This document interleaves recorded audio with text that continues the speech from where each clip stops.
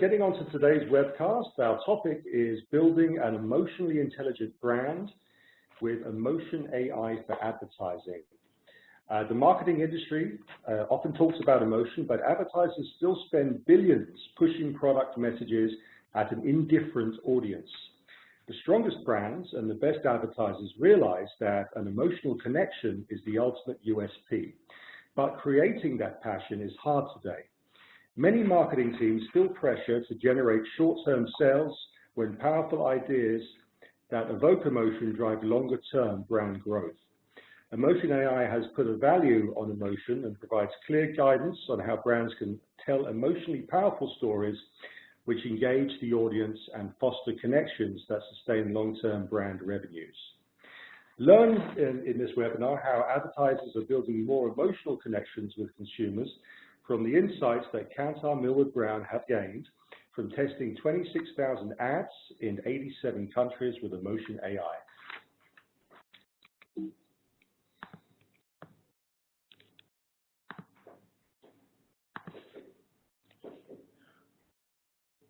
Graham, handing over to you. Thank you, James. Thank you, Matthias, and hello, everybody. Thanks for joining today. So, as you heard, I work for Kantar Millward Brown. We're one of the world's largest marketing insights businesses, and the work we do is really all around helping some of the world's biggest marketers create better products, build stronger brands, and create more effective marketing campaigns. So I want to talk a little bit today, and thank you again to Affectiva for the invite. I want to talk a little bit today about how Emotion AI is changing the way that some of the world's biggest brands are connecting with their consumers and understanding them emotionally. Now, you might ask the question, why should big brands bother understanding the emotional response of their consumers? If you make a bathroom cleaner, why do you really care about how your consumers feel? Or if you make beer, why do you particularly care about the emotional response of your consumers? Well, the key point, I guess, is that no one really buys anything for fully rational reasons. Ultimately, everybody buys the things that they buy to either make themselves feel better or to stop themselves from feeling worse, either now or in the future. So the brands that really understand this and can make a stronger emotional connection with their consumers have a huge USP, and as I'll show you later, have huge value in the marketplace. Next slide, please. Now, you may say, the marketing industry really understands this already. Certainly the marketing industry and the advertising industry kind of talks the talk about emotion.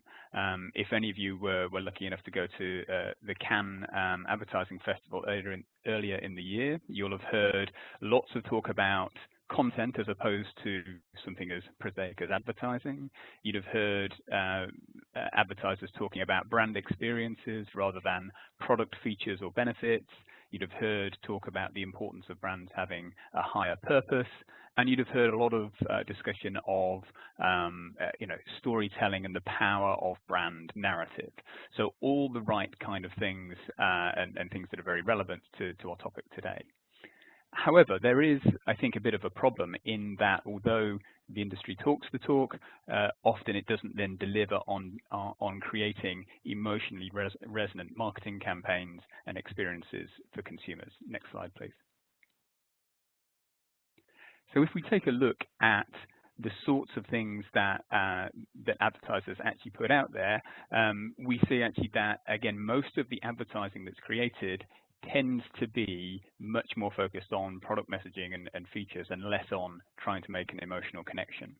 The data that you're looking at here comes from some work that we did earlier this year, where we took a week's worth of advertising in 8 to 10 markets around the world, and we classified it in terms of the type of approach they were trying to take to appeal to consumers. So it ranged from totally explicit advertising, where really the ads were trying to talk about products and product features and benefits and persuade people that the product was better and through some kind of argument, through to totally implicit advertising, where the angle that was taken was much more around showing the emotional benefits of the brand and gaining an emotional response that way.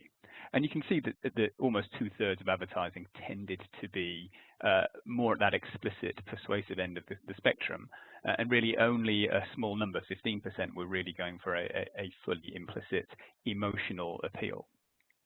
And you can understand why, because many brands spend a lot of time and a lot of money investing in the things that make their product better, or gaining distribution, or getting the pricing right, and so on. But ultimately, there is an issue there in that that's not the sort of stuff that most consumers really care about. Next slide, please. When we look at how consumers respond to advertising, the sad truth for many brand owners is that they don't really care about brands or ads. We did a piece of work at the end of last year looking at people's attitudes towards advertising, and again we saw 61% of people said they skip ads whenever they can. Almost half had installed an ad blocker. Almost half said when digital ads come on screen, they tend to look away or do something else. And there was only a small minority who said at best they didn't mind advertising. So people really aren't looking for product messages. And that's particularly the case in digital channels. So again, if we look at things like what people do on channels such as YouTube, then we see that the most widely viewed video on YouTube is a music video. Could you build the slide, please? Thank you, Matthias. And the most viewed video on YouTube is a music video by Wiz Khalifa for a song called "See You Again," and that's had an astonishing 2.9 billion views on YouTube. In contrast, the ad that had the largest number of views last year was an ad for Mobile Strike, the online game, or mobile online game, featuring Arnold Schwarzenegger, which in advertising terms had an enormous number of views, 106 million, but still nothing like the 2.9 billion of that music video. And if we look at one of the most popular ads that was talked about at the Cannes Advertising Festival, which was an ad for the Kenzo World fragrance called My Mutant Brain, an amazingly creative bit of work, but again, only 6 million views on YouTube. The key truth here is that when people are interacting online, they're not really looking for brand messages. Brand messages are an intrusion. So if we keep pushing product messages and features and benefits at people, we're really not going to make the kind of connections that we want to make. Next slide, please. And that is an issue, because one of the benefits that are available for the brands that really do get this and do make those sorts of emotional connections are huge. Every year, Kantar Millward Brown creates a ranking of the world's most financially valuable brands, and that is based on in a great part on the extent to which our research shows they've made an emotional connection to brands. And the graph I'm showing you here shows the financial value of the owners of the most valuable brands and how that has changed over the last 10 or 12 years. And you can see the performance of those brands in terms of their market capitalization relative to the S&P 500 or the MSCI World Index is very different. The owners of brands that make an emotional connection are worth much more in financial terms than those that don't. So if marketers can make an emotional connection, there is a huge financial benefit for them to doing so. So I guess that's enough about the problem. What I want to talk a little bit more about is the answer to that problem. How can marketers create, if you like, a more emotionally intelligent brand? How can they make those connections with their consumers? And of course, every touch point, every encounter with a brand is an opportunity to make an emotional connection. And if brands take that approach, then they'll go a long way towards making those connections. But what I want to focus on in particular is how emotion AI is helping some of the more enlightened marketers create advertising campaigns that truly resonate emotionally and which help forge those emotional connections that are worth so much money. So next slide, please. And the reason Emotion AI is allowing marketers to forge better connections is that it begins to put a value on emotion in a way that we have not been able to before. The sorts of technologies that Affectiva deploy and which we deploy in the work we do for our clients allow us to not just understand whether people say they felt something, we can see directly how they're feeling, and from that understand whether advertising is creating connection and working in the way that advertisers want. And in particular, what that has begun to allow is a different sort of advertising to be rewarded. One of the reasons that a lot of advertising tends to be very rational and product focused is because product news tends to be persuasive. It tends to result in people saying that they'll buy the brand more often. It's harder to see the value in a piece of advertising that seeks to reach people emotionally. But with Emotion AI, we're able to reward the sorts of ads that tell a story, that create a narrative, that takes that more implicit approach that I mentioned at the start of the session. And that kind of advertising really can make an important connection. So as an illustration, I wanted to show you a particular piece of advertising which I think encapsulates this idea, and which I think you'll see when you see it. I think really it does help a brand make an emotional connection. And then I'll talk a little more in a moment about how we're using Emotion AI to measure responses. So next slide, please, and could you play the video? This is for a well-known online retailer. It was an ad that was aired before Christmas in the UK last year.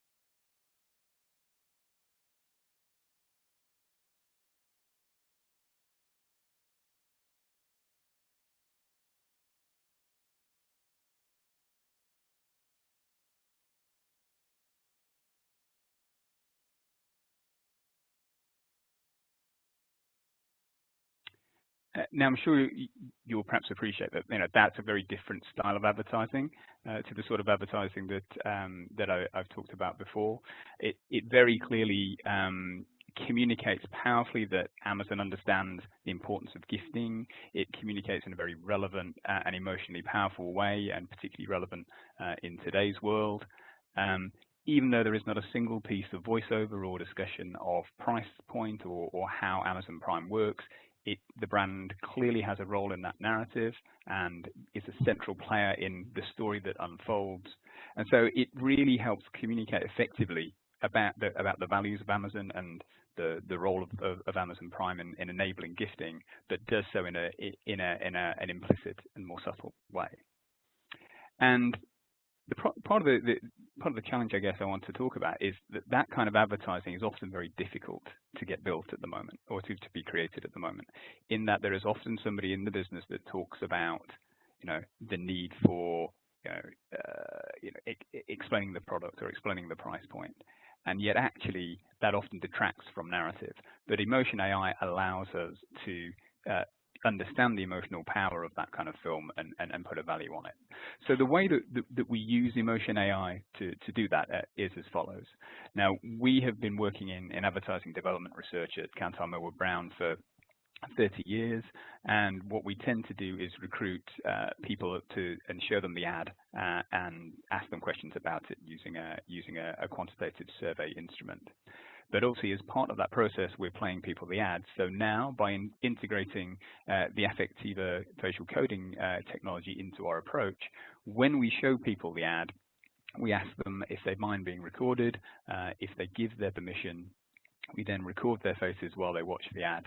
And then we use Affectiva's deep learning algorithms to quantify the expressions that pass across people's faces as they watch the ad. So we can see whether they're smiling, we can see whether they're frowning, we can see whether they're looking disgusted or anxious.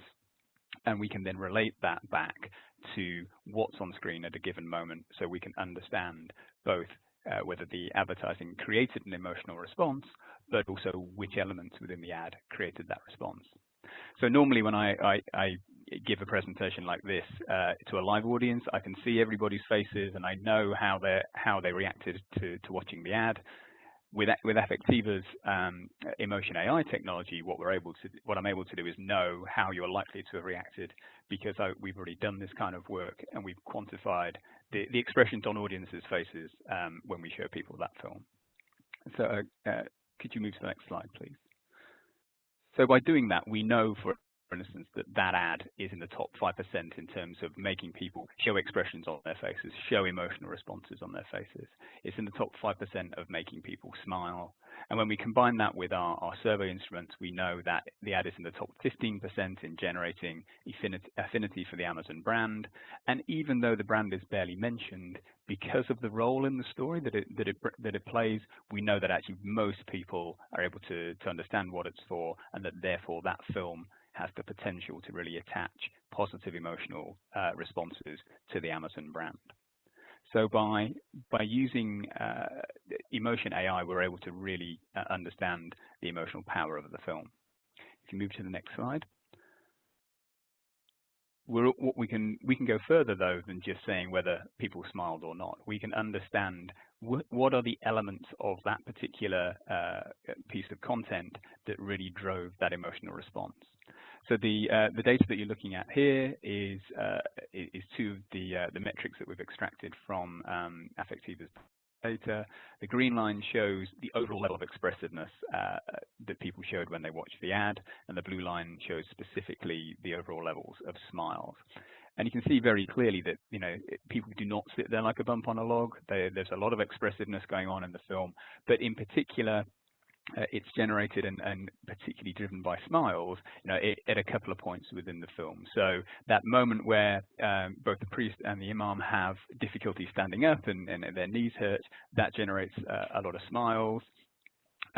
It's also, in particular, we see a lot of positive response when the gift arrives, when we realize that they both sent each other the same gift using Amazon Prime and its knee pads. And again, as the ad resolves and we see why that's an important thing for them, again, we see expressions and smiles increase. So we can not only show understand that the ad generates emotions, we can see how that unfolds and whether the narrative is working in the way that the advertiser intended it to. And just to ram the point home about how useful this is, I want to show you a further ad, which again aired around Christmas in the UK. This is for the UK retailer John Lewis, who have a long heritage of creating very powerful or emotionally powerful narrative ads. And this was their ad from last year, which features the amazing bust of the boxer. So most people, if this is a UK audience or anyone from the UK, will know this ad very well, but I think most of you aren't. So I'll play the ad and then I'll show you again how we're able to quantify the emotional response to that.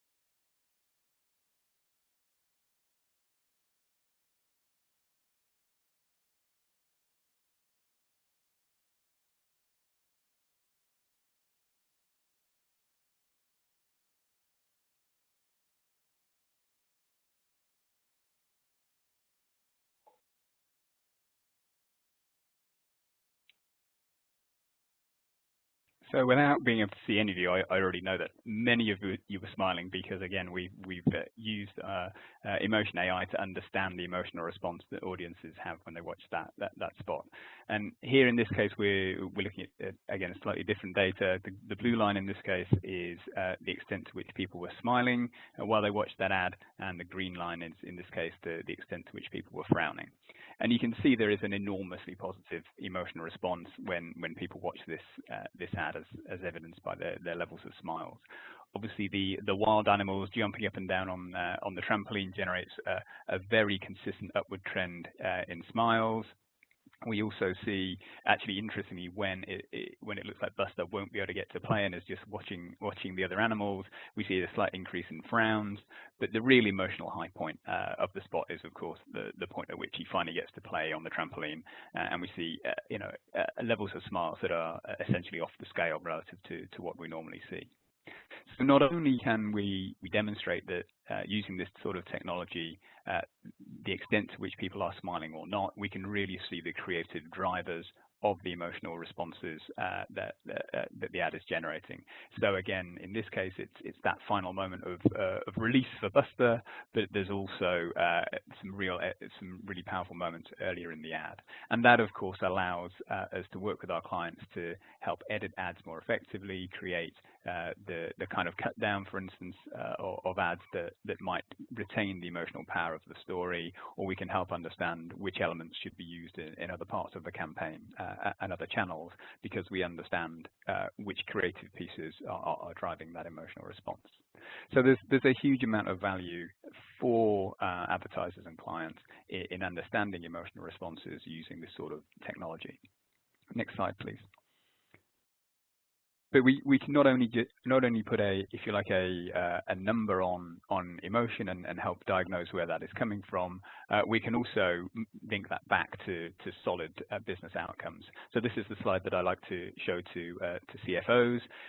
This slide shows data from over 300 ads where we not only measured emotional responses using Affectiva's emotion AI system, but we were also able to look at the subsequent in-market sales uplift generated by that advertising in terms of market share.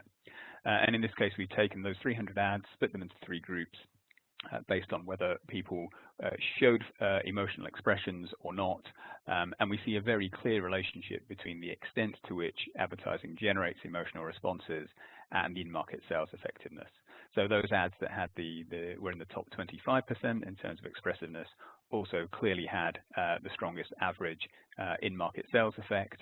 And actually the ads in the bottom 25%, where people really didn't emote very much, those ads that tended to not really connect with people, if anything, those brands experience on average a slight decline in market share because those ads weren't engaging enough to support the brand against competitive pressures. So not only can we understand emotion, we can also then link it back, link the emotional response to marketing back to the behavioral outcomes, which again is very powerful. Now, the nice thing about the work we've done is that this isn't just a hypothetical application. This is something that has very solid grounding and has begun to be used at scale. So if we move to the next slide.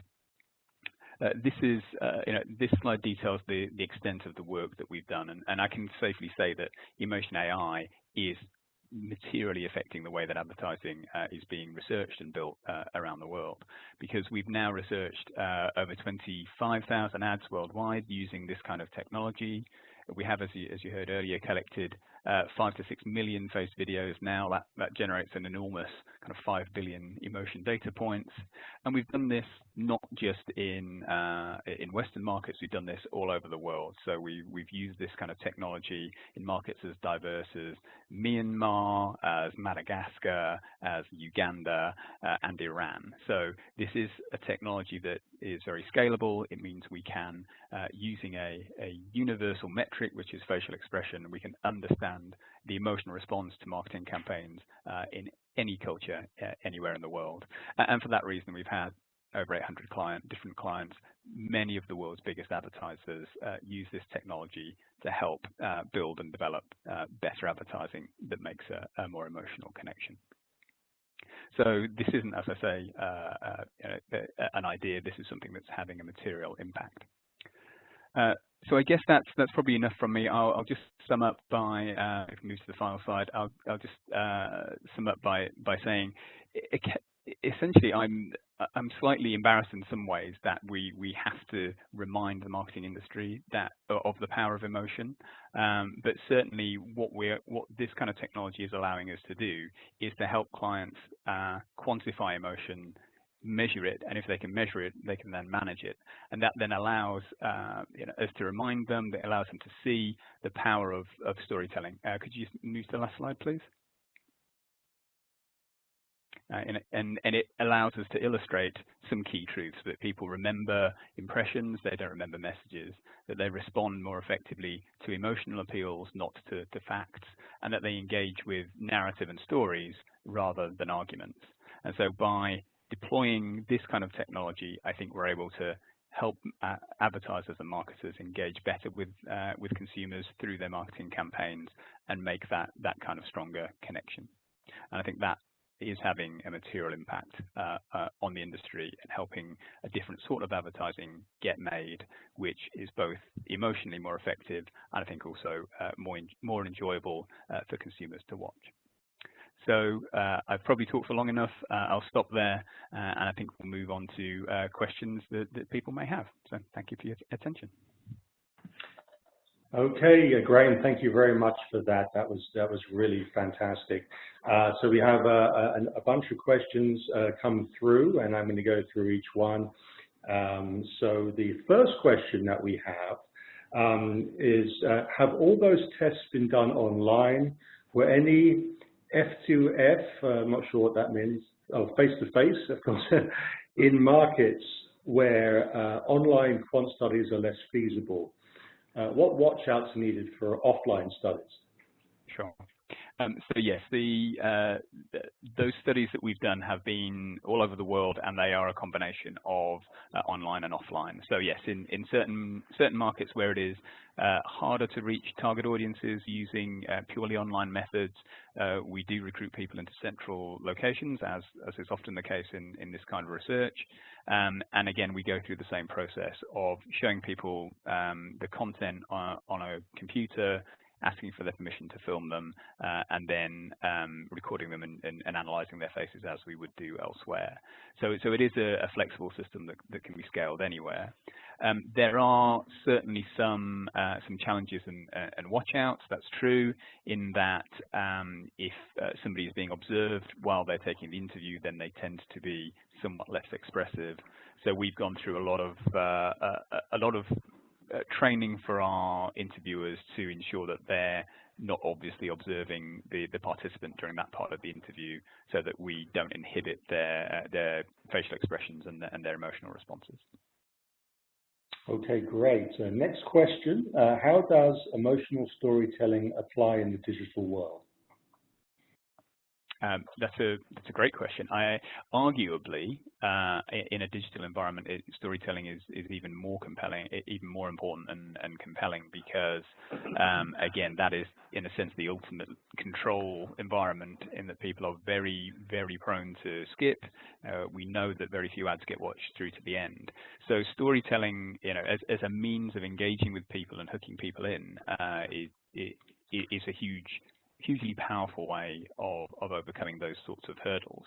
It does, however, mean that the edits required in an online or digital environment are subtly different. Ads which take a long time to begin to generate engagement and begin to tell their story can often get skipped. So we do a lot of work with clients to understand where the emotional power in the ad begins, and again, we're able to then give some advice on whether that is happening too late in the ad and the ad will get skipped, or whether things need to happen a little bit quicker and sooner, so that we draw people in and keep them with us longer. Okay, great. Next question. How do you build an emotional connection with ads that can be skipped in 6 seconds? And I guess there's a parallel there with the previous answer. I mean, part of the challenge is in getting going quicker, and there is there are many ads which often are taken directly from, say, a TV environment and placed online, and that, generally speaking, doesn't work as effectively. But I think there is also a lot of merit in ensuring that the initial imagery in advertising, or the initial screen that encourages people to click in those cases, is going to draw people in and is compelling.